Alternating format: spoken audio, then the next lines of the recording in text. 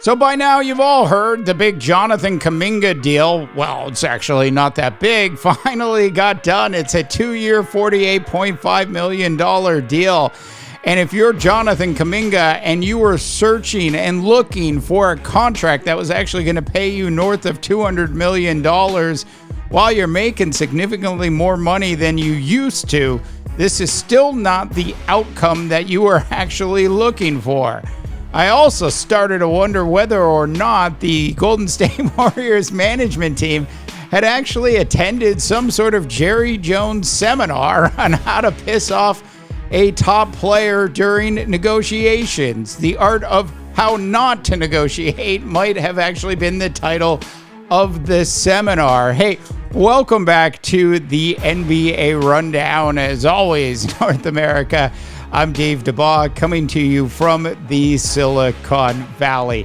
Super quick, we've got a new podcast called The Slay, which actually covers the National Football League and some other sports as well. So when you have a chance, do check out The Slay, available everywhere. Love to have you subscribe to that as well. All right, so we are on the cusp of another National Basketball Association season, as we all know. And today, I just wanted to spend a little bit of time talking about the Golden State Warriors and what this new Jonathan Kuminga deal actually does for the Warriors. Now, ended up signing a 2-year, $48.5 million deal. Apparently, the Warriors actually offered him $75 over 3 years, and Kuminga wisely turned that down. Jonathan Kuminga is also eligible at this point to be traded in January. Now, when I think of the Golden State Warriors organization, I think of an organization that over the years, especially since I've been up in the Bay, which is 20 plus years now, is one of the best run organizations. And this is, quite frankly, one of the first big missteps I've seen this Warrior organization make since Steph Curry became Steph Curry.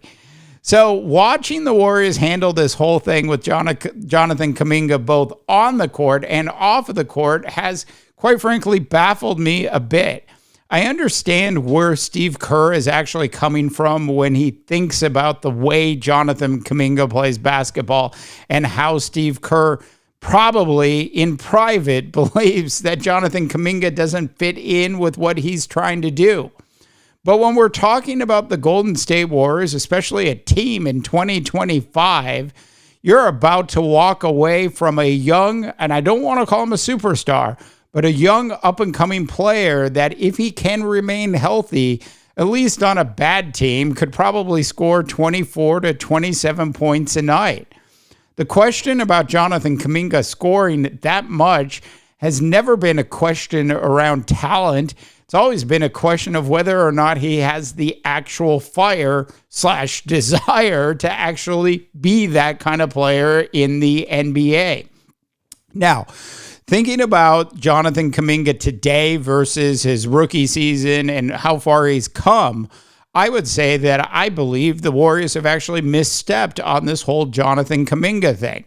Steph's aging, Draymond's aging, Jimmy Butler is certainly going to be aging as well. And when you think about bringing the 19-year veteran Al Horford onto the team, it seems to me that you would want and need to have a young, nearly superstar talent like on your team. So watching the Warriors actually do what they did with Jonathan Kuminga in this negotiations, watching what the Warriors have done with Jonathan Kuminga from a development standpoint over the last 12 months has me totally and utterly baffled at this point. Now, look, I want to give the Warriors organization the benefit of the doubt. I want to give Steve Kerr the benefit of the doubt. Both of those people and organization have certainly earned that. But this is one that I just don't understand. All right, I'd love to know what your thoughts and opinions are on Jonathan Kuminga. What do you think he's even going to make it to the NBA trading deadline? My guess is Kuminga will be moved.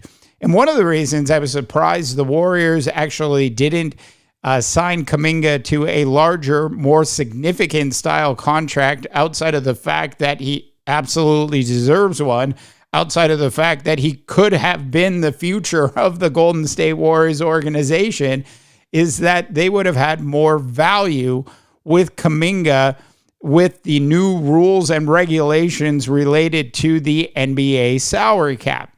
Why not pay him a little bit more so you can get a little bit more back in exchange for him if you're going to move him? Now, we understand that the Miami Heat, the Sacramento Kings, and there's 5 other teams that I know of that were absolutely interested in bringing Jonathan Kuminga aboard. But all of those teams knew that they could get away with not actually signing Jonathan Kuminga this offseason because the Warriors were, if you will, behind the 8 ball. It's because of how the Warrior organization has handled this particular deal, which is why Jonathan Kuminga didn't get a larger, more significant offer from another team. The Warriors, at the end of the day, probably misstepped in a couple different ways related to Jonathan Kuminga. Now, you as a Warriors fan could probably get over the fact that Steve Kerr doesn't believe that Kuminga actually fits into your style offense. I guess I sort of understand that. But if you could have actually paid Jonathan Kuminga more and then traded him and got more in return for Kuminga, why wouldn't you do it?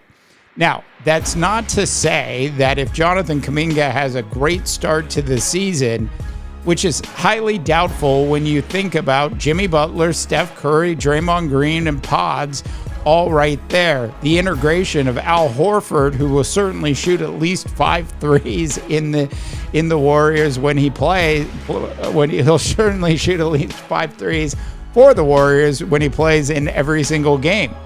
So the question of will Kuminga be showcased enough to actually justify trading him for more than the value of the contract when you get around to finally making a Jonathan Kuminga move to somebody. All right.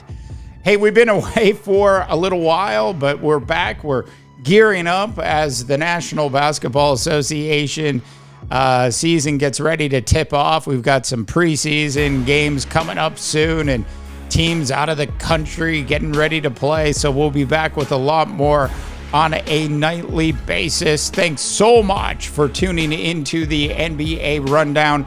Do check out our other big sports podcast as well called The Slay. For the NBA Rundown, as always, I'm Dave DeBaugh, wishing you all a tremendous rest of your sports viewing day.